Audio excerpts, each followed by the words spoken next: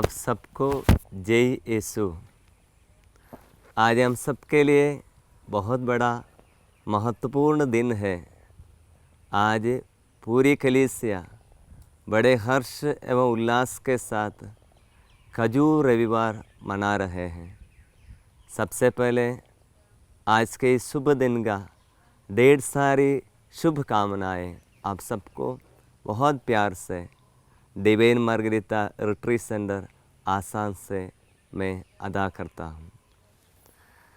आज का संदेश में आज छोटा सा एक बाइबल पाठ से आपको बताने के लिए चाहता हूँ।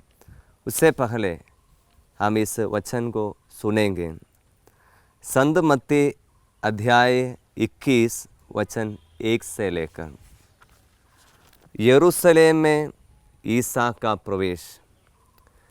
जब वे यरूशलेम निकट पहुँचे और जैतून पहाड़ के समीप बेतफगे आ गए तो ईसा ने 2 शिष्यों को ये कहते हुए भेजा, सामने के गांव जाओ, वहाँ पहुँचते ही तुम्हें बंधी हुई गदही मिलेगी और उसके साथ एक बछड़ा।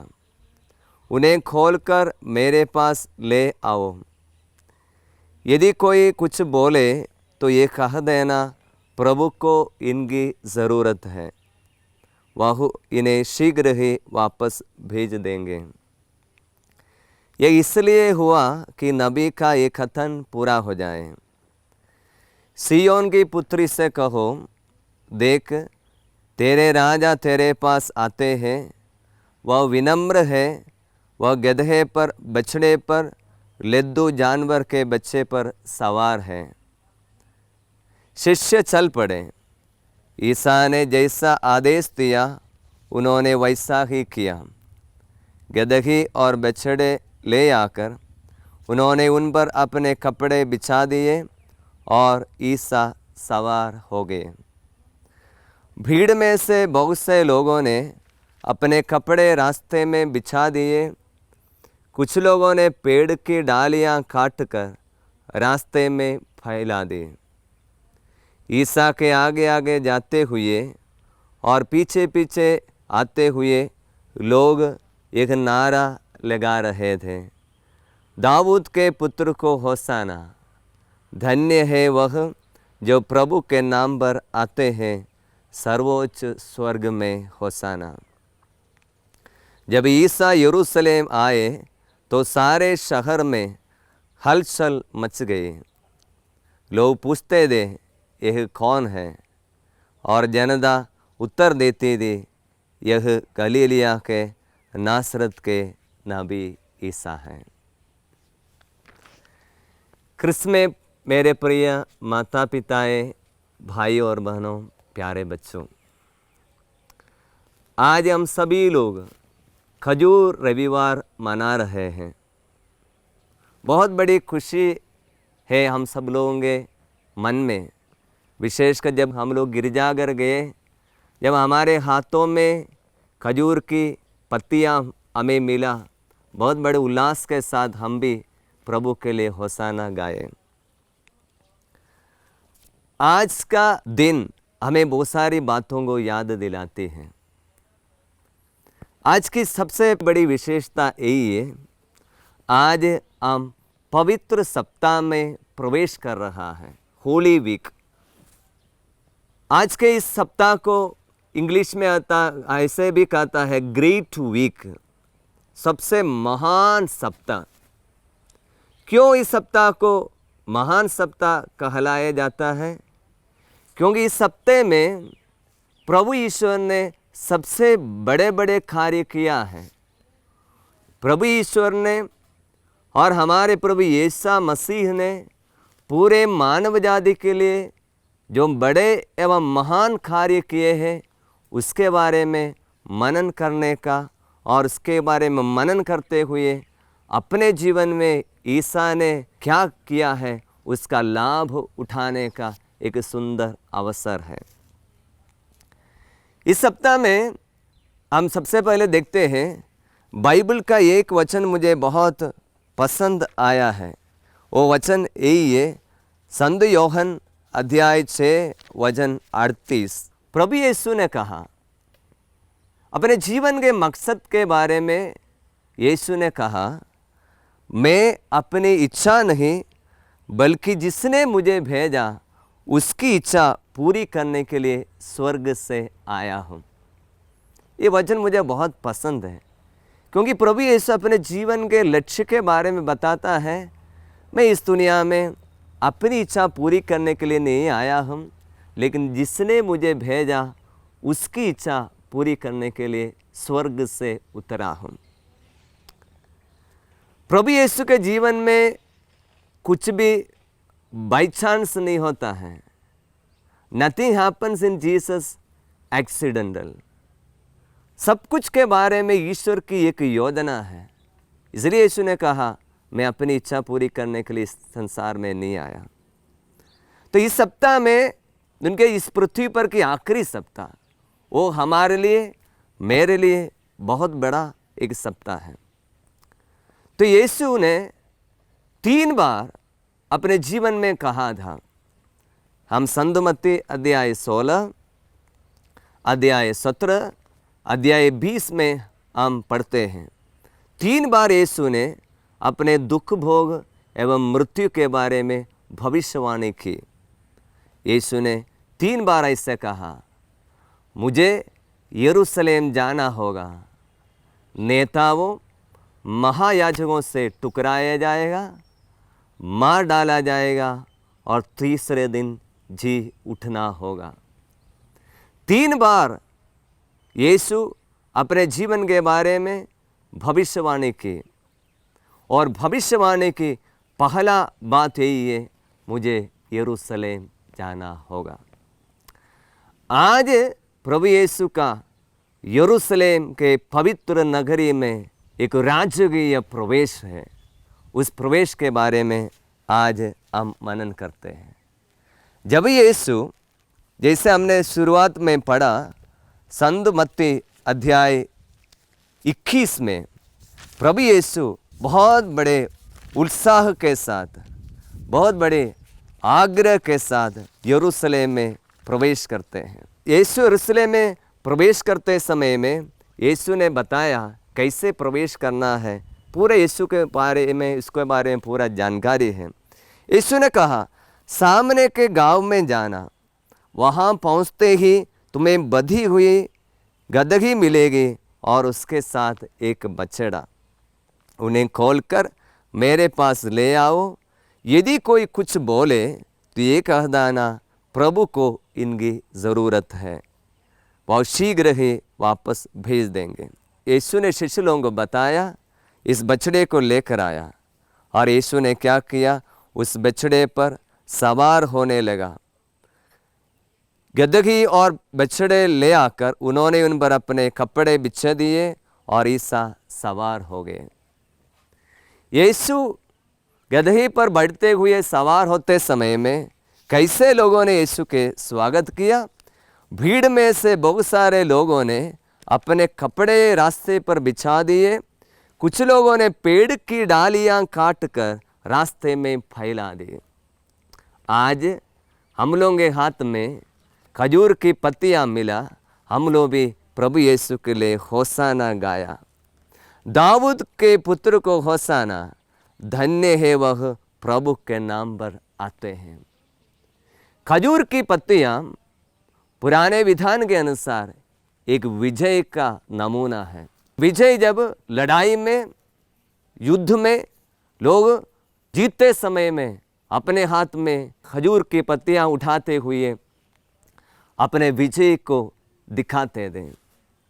लेकिन यीशु जब राजकीय तौर पर यरूशलेम में प्रवेश करते समय में उनके लिए लोगों ने ये पत्तियां दिखाकर विजय दिखाया।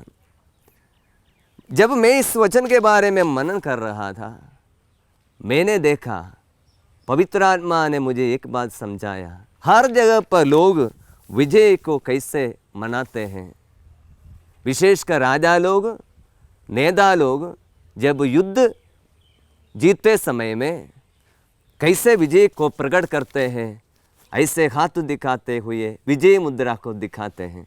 यहाँ पर प्रभु यीशु के लिए विजय कैसा है, वो कैसे प्रवेश करता है? दूसरे लोगों को मार डालकर, दूसरे लोगों के ऊपर अत्याचार करते हुए नहीं, लेकिन यीशु प्रवेश करता है स्वयं मरने के लिए यरूशलेम में प्रवेश कर रहा है। ये तो एक अनोखी बात है, हम कहीं ऐसे देखने के लिए नहीं मिलेगा। अपने आप को मरने के लिए यरूशलेम में प्रवेश कर रहा है। इसके लिए क्या कारण बन गया? हम विशेषकर संत यूहन्ना अध्याय 11 में हम देखते हैं प्रभु यीशु ने एक बहुत बड़ी एक चमत्कार किया, मृतक लाजरुस को जीवन दिलाया। मृतक लाजरुस को यीशु ने जब जीवन दिया, बहुत बड़ी एक चमत्कार है। लेकिन ये बहुत बड़ी एक चमत्कार यहूदी नेताओं में, याजकों में बहुत बड़ी संकट डाल दिया। हम देखते हैं संत यूहन्ना अध्याय 11 वचन 47 से लेकर, तब महायाजकों और फरीसियों ने महासभा बुलाकर कहा, हम क्या करें? वह मनुष्य बहुत से चमत्कार दिखा रहे हैं। यदि हम उससे ऐसा करने देंगे तो सभी उसमें विश्वास करेंगे और रोमन लोग आकर हमारा मंदिर और हमारा नष्ट कर देंगे। बहुत बड़ी समस्या है। तो यीशु को मरने के लिए ये नेता लोगों के लिए बीच में एक कारण ये बन गया कि यीशु एक बहुत बड़ा चमत्कार कर दिया कि यीशु एक मृतक व्यक्ति को जीवन दिलाया। उसके पहले में हम देखते हैं यूहन्ना अध्याय 11 वचन 45 और 46, जो यहूदी मरियम से मिलने आए थे और उन्होंने ईसा के ये चमत्कार देखा, उनमें से बहुत ने उनमें विश्वास किया, परंतु उनमें से कुछ लोगों ने फरीसियों के पास जाकर बताया कि ईसा ने क्या किया था। कुछ लोगों ने विश्वास किया, कुछ लोगों ने उनमें अविश्वास किया, इसलिए नेताओं को जाकर बोला।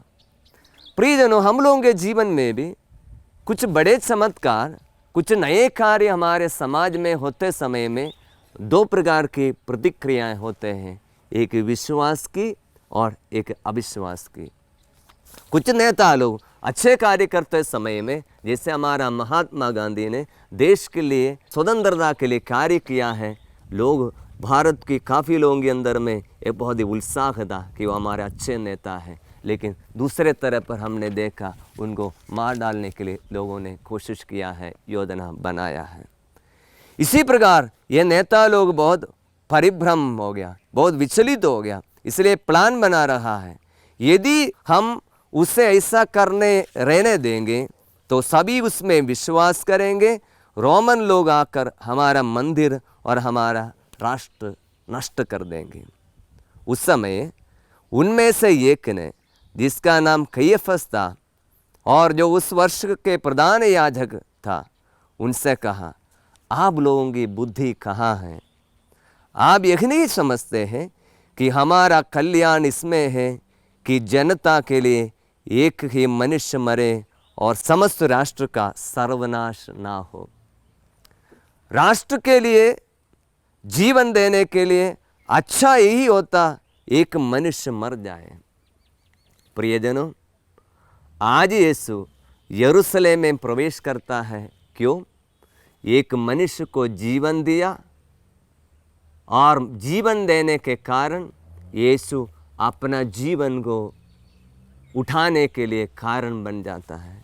नेता लोग उनके विरुद्ध हो जाता है। इसलिए वचन बताता है, एक जनता के लिए एक ही मनुष्य मरे और समस्त राष्ट्र का सर्वनाश ना हो।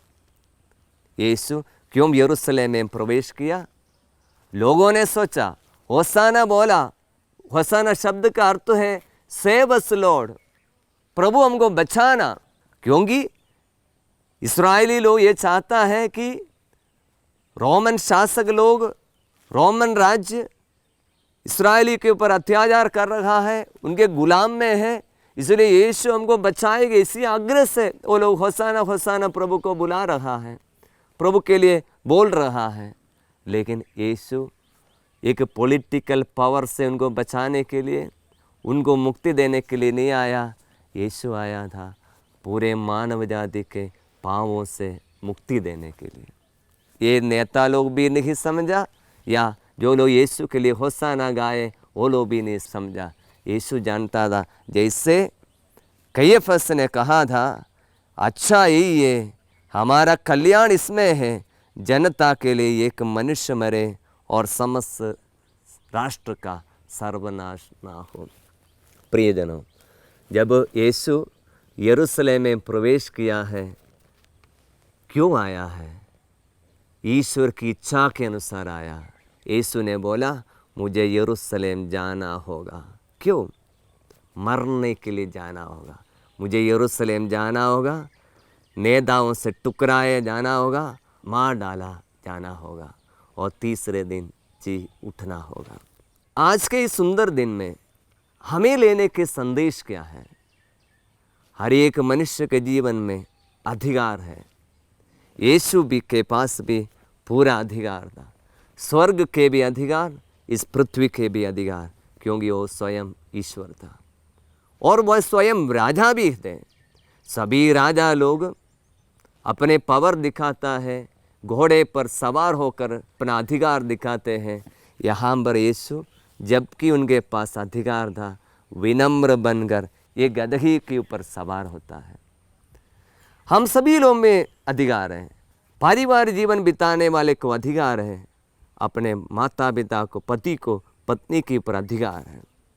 कभी कभी पत्नी भी पति के ऊपर अधिकार रखते हैं, माता पिता को बच्चे के ऊपर अधिकार है। हम किस प्रकार अपने अधिकार को इस्तेमाल करता है? समाज में अधिकार है, नेता लोगों के पास अधिकार है और एक समूह में अधिकार है। कलीसिया में अधिकारी लोग हैं, बिशप लोग हैं, कार्डिनल्स लोग हैं, पुरोहित लोग हैं, सिस्टर लोग हैं, प्रचार लोग हैं, उनको भी अधिकार है। लेकिन हम लोग अपने अधिकार को कैसे इस्तेमाल करता है? हम देखते हैं प्रज्ञा ग्रंथ अध्याय 6 में एक सुंदर वचन है। प्रभु अधिकारी लोगों को बताता है, राजाओं सुनो और समझो, पृथ्वी के शासकों शिक्षा ग्रहण करो। तुम जो बहुत संघीय लोगों पर अधिकार जताते हो, बहुत से राष्ट्रों का शासन करने पर गर्व करते हो, मेरी बातों पर कान दो, क्योंकि प्रभु ने तुम्हें प्रभुत्व प्रदान किया, सर्वोच्च ईश्वर ने तुम्हें अधिकार दिया, वही तुम्हारे कार्यों का लेखा लेगा और तुम्हारे विचारों की जांच करेगा। तुम उसके राज्य के सेवक मात्र हो, इसलिए यदि तुमने सच्चा न्याय नहीं किया, विधि का पालन नहीं किया और ईश्वर की इच्छा पूरी नहीं की, तो वह भीषण रूप में अचानक तुम्हारे सामने प्रकट होगा, क्योंकि उच्च अधिकारियों का कठोर न्याय किया जाएगा। प्रभु का वचन हमें बताकर देता है, राजाओं और नेताओं सुनो और समझना, तुम लोगों को अधिकार दिया है, प्रभु ईश्वर तुम्हें जो अधिकार दिया है उसका लेखा लेगा, वह तुम्हारे विचारों की जांच करेगा। तुम राज्य के सेवक मात्र हो। आज यीशु एक राजा होते हुए भी एक गदही पर सवार होकर, उनके पास जबकि अधिकार भी था, लेकिन उनकी विनम्रता नहीं छोड़ा। इस पर्व मनाते समय में हम नेताओं अधिकारियों के लिए प्रार्थना करेंगे, जैसे प्रभु यीशु का मनोभाव सब लोग स्वीकार करें। वचन बताता है, नेताओं याद रखना, तुम सेवक, राज्य के सेवक मात्र हो। प्रभु यीशु ने स्वयं कहा था, मैं सेवा कराने नहीं लेकिन सेवा करने के लिए और बहुतों का उद्धार करने के लिए आया हूँ। सेवक मात्र हो। प्रभु का वचन बताता है, इसलिए तुम सच्चे न्याय नहीं किया है, विधि का पालन नहीं किया है, ईश्वर की इच्छा पूरी नहीं की, इसलिए क्या करेगा? वह भीषण रूप में अचानक तुम्हारे सामने प्रकट होगा, क्योंकि उच्च अधिकारियों का कठोर न्याय किया जाएगा। साथ ही साथ हम जो लोग पारिवारिक जीवन बिताने वाले लोग हैं, एक दूसरे को सेवा करने का मनोभाव हम प्रभु से ले लेंगे। इसलिए प्रियजनों, प्रिय माता पिताएं, आज के सुंदर दिन में हम प्रभु से प्रार्थना करेंगे, हम जो पारिवारिक जीवन बिताने वाले लोग, पति पत्नी को सेवा करते हुए, पत्नी पति की सेवा करती हुई, हम एक दूसरे के सामने विनम्र बने रहें। माता पिता बच्चे लोगों के लिए अपने जीवन समर्पित करेंगे विनम्रता द्वारा। उनके हर एक ज़रूरतों को, जो ज़रूरतमंद ने जो मांगता है, लेकिन उनके लिए जो उचित है, ईश्वर की इच्छा के अनुसार उनके कार्यों को पूरा करते हुए हम पारिवारिक जीवन में एक विनम्रता का पाठ हम सीखेंगे। और सामूहिक जीवन बिताने वाले, समाज में जीवन बिताने वाले, समाज में प्रभु ने जो अधिकार दिया है, वो अधिकार दूसरे लोगों के ऊपर अधिकार जताने के लिए नहीं, लेकिन सेवा करने का प्रभु ने हमें एक मौका दिया है, वो समझते हुए एक दूसरे के लिए सेवा करेंगे। इस प्रकार हम इस दुनिया में प्रभु यीशु का राज्य की स्थापना करेंगे। इसी प्रकार प्रभु यीशु हमारा राजा बनकर हमारे सहायता करेंगे। आप सबको जय यीशु।